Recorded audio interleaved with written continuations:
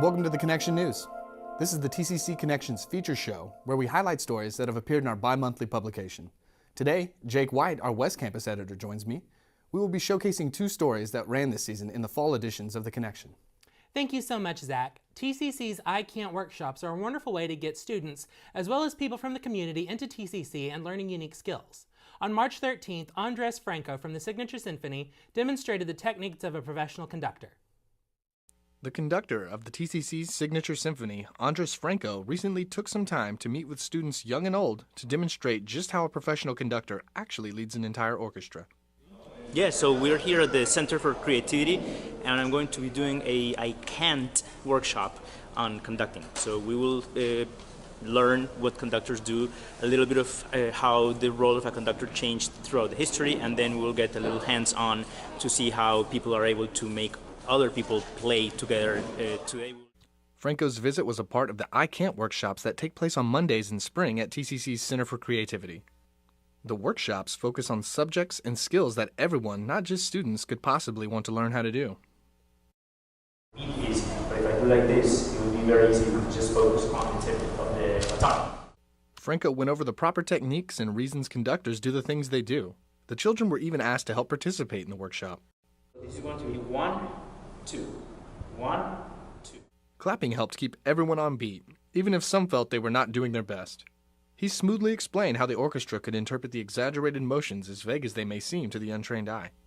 Parents like Lori Leahy, who have already been inspired by music, brought her daughter Caitlin, hoping that the workshop could spark an interest in music that we all know lasts a lifetime. It was a lot of fun. We really enjoyed it. Yeah, so you do this in the car a lot? We do. So Caitlin and I play classical music in the car, and we like to, when we're at a stop, of course, to conduct the orchestra. But we don't know what we're doing, so we decided to come and learn. And now we know some very good basics. Andres Franco and the Signature Symphony are scheduled to perform twice at Van Treese Performing Arts Center in April. And then the next Pops, which is actually the Pops series finale, is going to be on April 7th and 8th. Is Signature Celtic, featuring Cherish the Ladies. It's going to be a lot of Irish American music. And the very last concert of the 16-17 season is going to be on Saturday, April 22nd. That's going to be Mahler Symphony No. 1. I hope to see you. Thank you. To purchase tickets to the Signature Symphony's upcoming shows, visit signaturesymphony.org. Back in early February, the University of Tulsa hosted the Cincinnati Bearcats men's basketball team. The game was very close and came down to the last possession. Senior point guard Troy Copain proved that his Cincinnati team was primed for a tournament run. On February 1st, 2017, the University of Cincinnati men's basketball team came to town to face off against Tulsa in an American Athletic Conference matchup. Back when these two teams played in 2016, the Bearcats forced overtime and proved that this matchup is always an exciting game. This season, the game started out very chippy, with players from both teams showing that this game was going to be a grind. Tulsa started out the game by playing good team ball, passing, and finding open shooters. Tulsa's point guard Sterling Taplin handled most of the ball handling duties for Tulsa on the evening. Eventually, Cincinnati woke up and began to play its brand of top-ranked defensive basketball. Cincinnati finished with 10 steals on the night. Tulsa got big minutes from forward TK Idogi off the bench. Idogi came up huge with 8 points and 13 rebounds on the night. The big play for TU from the first half was when Idogi dunked on Cincinnati's Kyle Washington off an excellent pass from Tulsa guard Corey Henderson Jr. Great ball movement and timely shooting is what kept Tulsa in the lead for most of the first half. However, Tulsa guard Pat Burt only hit one shot the whole game for the Hurricane. Tulsa kept the game close throughout the first half and entered the locker room at halftime all tied with the Bearcats. Tulsa continued to shoot well, but turnovers plagued them. Tulsa had 16 turnovers on the day. This is par for TU, as they averaged 15 turnovers per game this season. Tulsa guard Jaleel Wheeler started out hot in the second half. Wheeler ended up with 13 points and 5 rebounds on the night. The two teams continued to battle back and forth during the second half. Cincinnati's shooting and smothering defense helped bring them back into the game.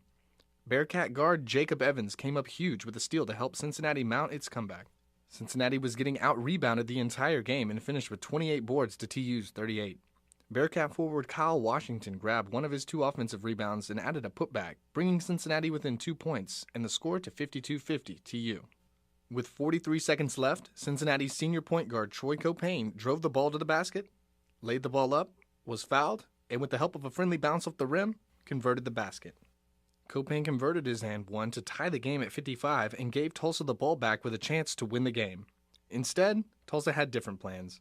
Tulsa guard Pat Burt lost control of the ball as he went to pass the ball into the post. Bearcat guard Trey Scott, who played a total of 6 minutes in the whole game, came up with his one and only steal of the game, which turned out to be the biggest defensive play of the night. In the same possession, Scott handed the ball off to Copain and let the senior do his thing.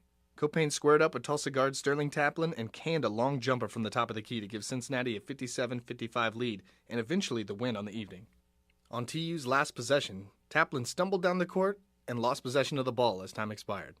The final score of the game was Cincinnati 57, Tulsa 55. Cincinnati ended the season with 29 wins and 5 losses and lost to SMU in the American Athletic Conference Final.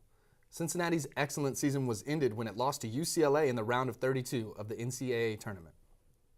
Thank you again for joining us today on the TCC Connection News. You can always find full versions of these stories on the Connection's website, theconnectiontcc.com. Thank you again for watching. I'm Jake White. For Zach Redwood, have a wonderful day, TCC.